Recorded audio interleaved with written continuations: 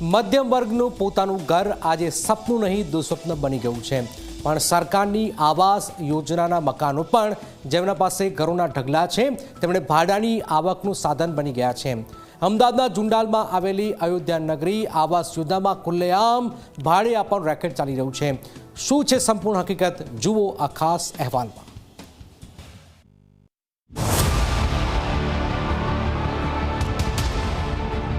તમે કેટલાને મકાન ભાડે અપાયા? મેં 2-3 જણના લાવ્યા। અત્યારે આશરે 150થી વધારે મકાનો રેન્ટ ઉપર ચાલે છે। 150 મકાનો ભાડે આપેલા છે। તમે લોકો અત્યારે શું કરી લીધું? અમદાવાદના ઝુંડાલ વિસ્તારમાં આવેલી અયોધ્યાનગરી આવાસ યોજના, જેનું 2 વર્ષ પહેલા પ્રધાનમંત્રી નરેન્દ્ર મોદીએ લોકાર્પણ કર્યું હતું। આ યોજના ગરીબ અને મધ્યમ વર્ગ માટે આશાનું કિરણ બની હતી।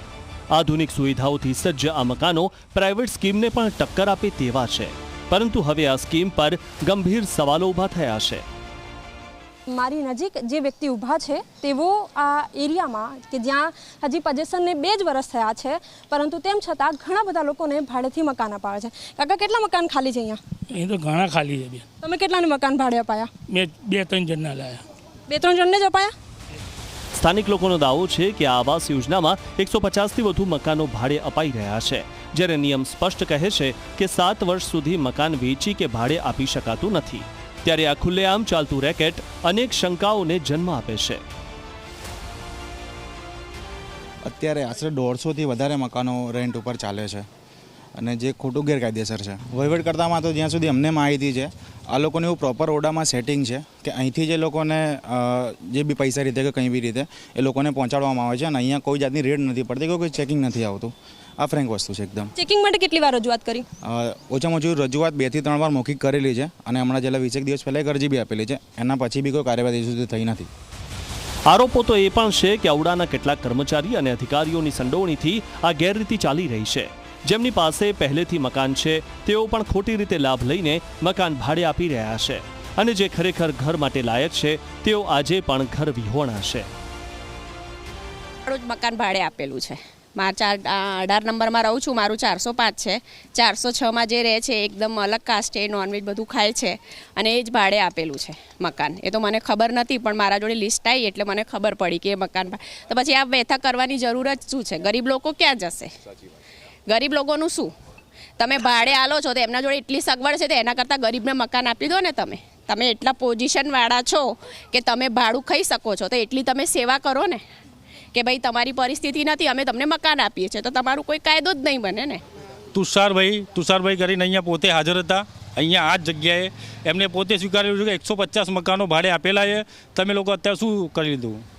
ઝી 24 કલાકની ટીમે જ્યારે જનતા સાથે મળીને રેડ કરી ત્યારે અનેક ભાડુઆતો અને દલાલો સામે આવ્યા। સ્ટિંગ ઓપરેશનમાં પણ સ્પષ્ટ થયું કે અહીં સરળતાથી ભાડે મકાન મળી શકે છે। અરે, તમારું આખું પૂરું નામ બોલો તો? ભરવાડ કાળુભાઈ પોપટભાઈ। ભરવાડ કાળુભાઈ પોપટભાઈ। અને તમે મકાન રેન્ટ ઉપર આપ્યું છે? ના, અમાર સંબંધી છે, રહેવા આપ્યું છે એમનો। સંબંધી છે, રહેવા આપ્યું છે, પણ એ રેન્ટ ઉપર જ કહેવાય ને ભાઈ મારા? ના, એટલે બેન અમાર કોઈ ડીલ પડતું છે ને, 10 દિવસ જ છે, 10 દિવસ બી ખાલી કરી દેવાના એટલે 10 દિવસથી અમે હું ઇન્ક્વાયરી કરાવું કે આ બ્લોકમાં કેટલા ટાઈમથી રહે છે આ બેન? હા બેન, હું 10 દિવસમાં જ ખાલી કરી નાખશે। હું તમને પૂછું એનો જવાબ આપો। આ બેન અહીંયા કેટલા ટાઈમથી રહે, હું ઇન્ક્વાયરી કરાવું? હા, વાંધો નહીં બેન। તો પછી સીલ મરાશે, મારી વાત સાંભળો, સીલ મરાશે તો જવાબદારી તમારી રહેશે ને, એમની તો ના રહે, કેમ કે એમને તો એગ્રીમેન્ટ તો થયું નહીં હોય તમારે, બરાબર? વાંધો નહીં બેન, હું 10 દિવસે બેન ખાલી કરી દઈશ બેન। પણ આ ભાડે આપ્યું છે ને, એ એક્સેપ્ટ કરો કે મેં ભાડે આપ્યું છે। હા બેન, સંબંધી છે તો એ માર સંબંધી હટાવી દો, ખાલી એટલું એક્સેપ્ટ કરો કે મેં ભાડે આપ્યું છે। હા બેન, બાજુમાં છો, હું ત્યાં આવું, ચલો આવ્યો। ઓકે। આ સમગ્ર મામલે અમે ઔડાની કચેરીનો સંપર્ક કર્યો, પરંતુ એક પણ અધિકારી કેમેરા સામે આવવા તૈયાર નહોતા। ચૂપ્પી ઘણીવાર મોટા સવાલો ઊભા કરે છે। ઘરનું ઘર એ દરેક મધ્યમ વર્ગીય પરિવારનું સપનું હોય છે અને આ સપનું સાકાર કરવા માટે મધ્યમ વર્ગીય પરિવાર આખા જીવનની મૂડી ખર્ચી નાખતો હોય છે, પરંતુ ઘણીવાર જીવનની મૂડી ખર્ચી નાખ્યા બાદ પણ આ સપનું સાકાર થતું નથી। આવા જ પરિવારોને ઘરનું ઘર મળે માટે સરકારે આવાસ યોજના અમલમાં મૂકી, પરંતુ આવાસ યોજનામાં કયા પ્રકારના સ્કેમ ચાલી રહ્યા છે તે તમે આ અહેવાલમાં જોયું।